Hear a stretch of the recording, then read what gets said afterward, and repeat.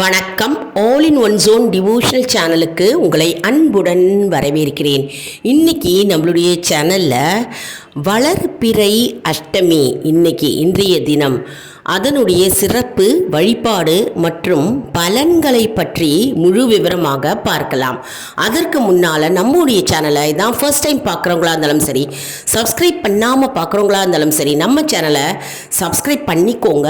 கூடவே அந்த பெல் பட்டனை ப்ரெஸ் பண்ணிக்கோங்க.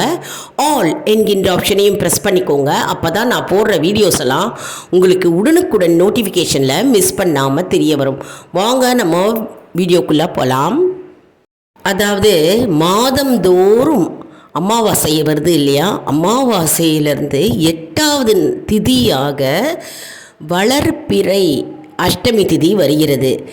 அன்றைய தினம்தான் அஷ்டமி திதி தான். அன்னைக்கு தான் கால பைரவர் வழிபாடு, அதாவது சிவபெருமானின் அம்சமான பைரவ பெருமாளுக்கே உரிய நாளாக அஷ்டமி தினம் இன்றைய தினம், அதாவது சித்திரை மாதத்தில் வளர்பிறை அன்று வருகின்ற அஷ்டமி தினமே பைரவ பெருமாள் வழிபட வேண்டிய முக்கியமான தினமாகும். இன்றைய தினத்தில் நாம் விரதமிருந்து பைரவை வேண்டினால் அனைத்து வேண்டுதல்களும் நிறைவேறும் என்பது நம்பிக்கை. சரி, நம்ம இப்போ பைரவர் வழிபாடை பற்றி நம்ம இப்போ பார்க்கலாம்.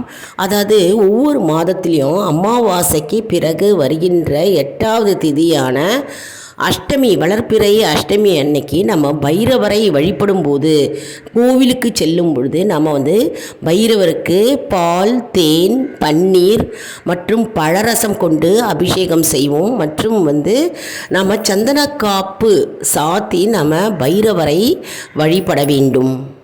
இப்படி வழிபட்டால் நமக்கு மிகுந்த பலனை தேடி தரும். அதாவது நம்ம கோவிலுக்கு செல்லும் பொழுது நம்ம அபிஷேகத்துக்கு ஏதாவது ஒரு பொருளை வாங்கி தள்ளலாம். அப்படி இல்லைன்னா நம்ம எல்லா பொருளையும் வாங்கி செல்லலாம்.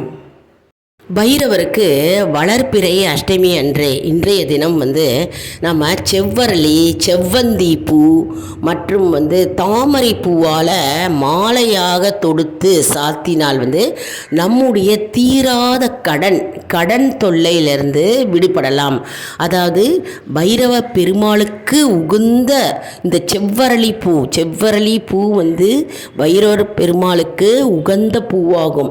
அதனால் இந்த பூக்களை கொண்டு நம்ம மாலையாக நம்ம தொடுத்து போட்டால் கடன் பிரச்சனை, தீராத கடன் இருக்கும் இல்லையா, எப்பொழுதுமே கடன் தொல்லை, எப்பொழுதும் கடன் பிரச்சனையில் இருப்பவர்கள் செவ்வரளி மாலையை கோத்து நம்ம பைரவரை நாம் வேண்டிக் கொண்டால், அவரை தரிசனம் செய்தால் தீராத கடன்லேருந்து நம்ம விடுபடலாம். அடுத்தது நாம் பகவானுக்கு நெய்வேத்தியமாக படைக்கணும் அப்படின்னா சம்பா அரிசி சாதம் மற்றும் தேன், பால், பழரசம் போன்றவைகளை நம்ம நெய்வேத்தியமாக படைப்பது மிகுந்த நன்மையை நமக்கு தேடி தரும். அடுத்தது பார்த்தோம்னா மிளகு மூட்டையில் தீபம் ஏற்றினாக்க, அதாவது இன்றைய பொழுது அஷ்டமி, வளர்பிறை அஷ்டமியில் மிளகு தீபம் ஏற்றி வழிபட்டால் செல்வ வளம் கூடும். மற்றும் நம்முடைய தீராத பிரச்சனைகள் தீரவே மாட்டேங்குது. துன்பத்தில் இருக்கிறவர்கள், மிகுந்த துன்பம் அடைந்தவர்கள், பிரச்சனைகளிலே இருப்பவர்கள், மிகுந்த நோய்வாய்ப்பட்டவர்கள் இந்த தீபத்தை ஏற்றி வந்தால் நம்ம இந்த பிரச்சனையிலேருந்து விடுபடலாம்.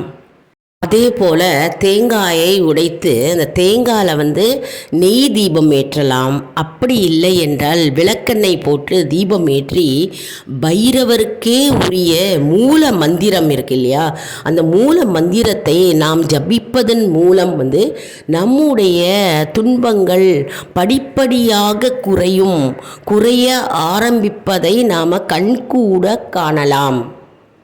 இப்போ நம்ம அஷ்டலக்ஷ்மிகளை பற்றி பார்க்கலாம். அதாவது இன்று வளர்பிறை அஷ்டமி இல்லையா, இன்றைய தினத்தில் அஷ்டலக்ஷ்மிகளும் ராகுகால வேளையில் பைரவரை வழிபட்டு தங்களுடைய சக்திகளை மேம்படுத்தினார்களாம். அதாவது சக்திகளை கூடி மற்றும் மேலோங்கியதாம். அவர்கள் சக்தி அனைத்தும் மேலோங்கியதாம். அவர்கள் சக்தி பெற்றவர்களாக இந்த ராகுகால வேளையில் திகழ்ந்தார்களாம்.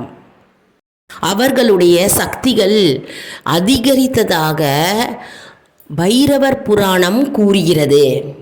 அதனால் வளர்பிறை அஷ்டமி தினத்தன்று அதிகாலையில் எழுந்து குளித்து காலையிலேருந்து மாலை வரைக்கும் எந்த உணவும் சாப்பிடாமல் விரதம் இருப்பது நல்லது. இந்த விரதம் இருக்கும் பொழுது பைரவரையே நினைத்து கொண்டு நாம் இந்த மந்திரத்தை உச்சரிப்பதால் நம்முடைய தோஷம் மற்றும் பாவங்கள் மற்றும் துன்பங்கள் கரைய ஆரம்பிக்கும். இதோ அந்த மந்திரம், ஓம் பைரவாய நமக, ஓம் பைரவாய நமக, ஓம் பைரவாய நமகன்றத இந்த மந்திரத்தை 108 முறை நம்ம உச்சரிப்பதால் நமக்கு அனைத்து பலன்களும் நம்மை தேடி அடையும். குறிப்பாக சொன்னால் இன்றைய தினம் ராகுகால வேளையில் நம்ம எதுவும் சாப்பிடாமல் இருந்தால் சிறப்பாகும். வளர்பிறை அஷ்டமி தினத்தன்று ராகுகால வேலை வரைக்கும் சாப்பிடாமல் இருந்தால் சிறப்பு. அதுக்கப்புறம் ராகுகால வேலை முடிந்த பிறகு நீங்கள் ஏதாவது உணவு எடுத்துக்கொள்ளலாம். இப்போ நம்ம பலன்களை பற்றி பார்க்கலாம். இன்னைக்கு வளர்பிறை அஷ்டமி தினம் இல்லையா? இன்னைக்கு நம்ம பைரவரை வணங்கி விரதம் இருந்து நாம் அபிஷேகத்தில் பொருட்களை வாங்கி கொடுத்து மற்றும் நெய்வேத்தியம் படைத்து நாம் பகவானை வழிபட்டால் நம்முடைய துன்பங்கள், துயரங்கள், கஷ்டங்கள் எல்லாம் படிப்படியாக குறைய ஆரம்பிக்கும் மற்றும் வாழ்வில் பெரும் நன்மைகள் கிடைக்கும். இன்னைக்கு கால பைரவரை நம்ம வணங்கி வந்தால் பித்ரு சாபம் மற்றும் குலதெய்வ சாபம் இருக்கும், அதெல்லாம் நீங்கும். அதனால் கால பைரவரை நாம் வளர்பிறை அஷ்டமியும் சரி தேய்பிறை அஷ்டமி அன்றும் நம்ம கோவிலுக்கு சென்று பைரவரை வழிபட்டு வந்தால் நம்முடைய பித்ரு சாபம் மற்றும் குலதெய்வ சாபங்களிலிருந்து மீண்டு வரலாம். சில குடும்பங்களில் பார்த்தோம்னா பித்ரு சாபம், முன்னோர்களின் சாபம் இருக்கும். பித்ரு சாபம்னா அவங்க அமாவாசை அன்று திதி கொடுக்காம இருந்தால் பித்ரு சாபமாக மாறும். மற்றும் குலதெய்வ சாபம் அப்படின்னா குலதெய்வத்தை போய் பார்க்காமல் இருப்பது மற்றும் குலதெய்வத்துக்கு படையல் வைக்காமல் இருப்பது, இதெல்லாம் குலதெய்வ சாபமாக மாறும். அதனால் குலதெய்வ சாபமோ அல்லது பித்ரு சாபமோ எதுவாக இருந்தாலும் நமக்கு தெரிந்தோ தெரியாமலோ எந்த சாபமாக இருந்தாலும் அந்த சாபத்திலிருந்து நாம் கண்டிப்பாக விடுபடலாம். இன்றைய தினத்தில் வளர்பிறை அஷ்டமி அன்று நாம் பைரவரை நாம் தரிசனம் செய்து வழிபட்டால் நமக்கு அனைத்து பலன்களும் சேரும். மற்றும் நமக்கு தொழில் பெருகும், தொழில் வியாபாரம் பெருகும், தொழிலில் நமக்கு லாபம் கிடைக்கும். தொழில் மந்தமாக இருந்தாக்கா அந்த மந்த நிலை மாறி நமக்கு லாபம் கிடைக்கும். மற்றும் வியாபார ஸ்தலத்தில் நமக்கு மேலும் மேலும் வியாபாரங்கள் அதிகரித்து கொண்டே போகும். மற்றும் லக்ஷ்மி கடாட்சம் ஏற்படும். வீட்டில் பார்த்தோம்னா நமக்கு ஐஸ்வர்யம் பெருகும் மற்றும் பண வரவு நம்மை தேடி அடையும். மற்றும் நிலம், சொத்து அதெல்லாம் வராமல் இருந்ததுன்னா நமக்கு வரவேண்டிய சொத்துக்கள், நிலம் அனைத்தும் நம்மை தேடி வரும். அதனால் பைரவர் வழிபாடுன்றது மிகவும் முக்கியம். அஷ்டமி தினத்தன்று தேய்பிறை மற்றும் வளர்பிறை அஷ்டமி அன்று நம்ம பைரவரை வழிபட்டு வந்தால் நமக்கு அனைத்து செல்வங்களும் மற்றும் செல்வ செழிப்பு உண்டாகும். மற்றும் சனி பகவானின் குருவாக பைரவர் திகழ்வதால் நம்முடைய சனி தோஷத்திலிருந்து நாம் பரிபூர்ணமாக விடுபடலாம்.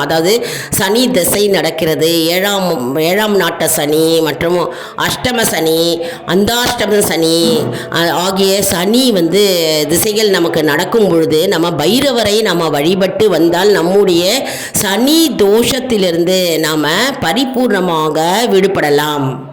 மற்றும் அனைத்து திஷ்டி தோஷங்கள் மற்றும் பில்லி, சூனியம், ஏவல் மற்றும் செய்வினை மற்றும் தீய சக்தியிலிருந்து நாம் பரிபூர்ணமாக விடுபடலாம்.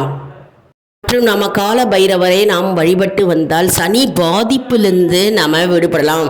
சனியினால் ஏற்படும் பாதிப்புகள், அந்த பாதிப்புகள் அனைத்தும் படிப்படியாக விலகி நமக்கு நன்மையை தேடி அடையும். எந்த கிரகத்தினால் நமக்கு பாதிப்புகள் இருந்தாலும் சரி, அந்த கிரகத்தினால் எந்த பாதிப்பும் இல்லாமல் நாம் கண்டிப்பாக விடுதலை அடைவோம். அதனால் தேய்பிறை அஷ்டமி மற்றும் வளர்ப்பிறை அஷ்டமி அன்று கால பைரவரை நாம் வழிபட்டு வர வேண்டும். இன்றைய தினம் வளர்ப்பிறை அஷ்டமி கால பைரவரை நாம் வழிபட வேண்டும். கோவிலுக்கு சென்று வழிபட வேண்டும்.